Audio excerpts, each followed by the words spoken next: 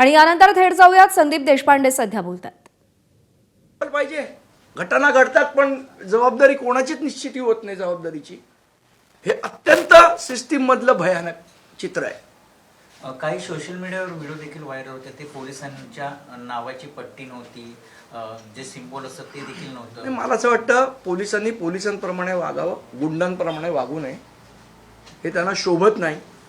शेवट ते सरकारला जबाबदार नाही आहेत, ते भारतीय घटनेला जबाबदार आहेत, हे त्यांनी लक्षात ठेवलं पाहिजे। दिल्ली पोलिसांकडून आता गुन्हे दाखल करण्यास सुरुवात झालेली आहे। सीसीटीव्हीच्या माध्यमातून या सगळ्याच आंदोलकांची नाही, ही नेहमीची मोडस ऑपरेंटी आहे पोलिसांची।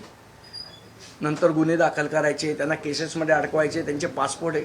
मला असं वाटतं एक काल का परवा मी नरेंद्र मोदींचं भाषण ऐकत होतो आणि त्याच्यात ते पंतप्रधान त्यावेळेचे मनमोहन सिंग यांना सल्ला देत होते की लाठीचार्ज कसे तुम्ही करता, लाठीचार्ज करणं चुकीचं आहे वगैरे। मला असं वाटतं एकदा स्वतःचं भाषण त्यांनी स्वतः ऐकलं पाहिजे। काल काँग्रेस जनता पार्टीचं शिष्टमंडळ म्हणजे दोघं जण जे.पी. नड्डा यांची भेट घ्यायला गेली, तर जे.पी. नड्डांनी सांगितले की आम्हाला वेळ पाहिजे, आम्ही तुमच्या मागण्यांवरती विचार करू, मात्र त्यांना वेळ पाहिजे। अजून किती वेळ पाहिजे? कारण का 22 जण गेले 20 दिवस काय करत होते? मग गेले 20 दिवस काय करत होते? मला असं वाटतं, आणि ही गोष्ट फक्त दिल्लीतच घडत नाही, ह्या गोष्टी मुंबईतही घडत आहेत।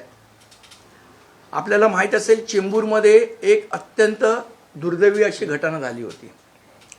त्या घटनेमध्ये एका चिमुरड्याचा झाड पडून मृत्यू झाला। चालता चालता एक माणूस गटारात पडला आणि गटारात त्याचा मृत्यू झाला। याही घटनेला महानगरपालिकेने कोणावरही जबाबदारीची निश्चिती केली नाही। त्याच्यानंतर एक अहवाल बनवला, तोंडाला पानं पुसणारा, आणि त्याच्यामध्ये सांगितलं की ह्याला कोणीच जबाबदार नाही। एबीपी माझा, उघडा डोळे बघा नीट।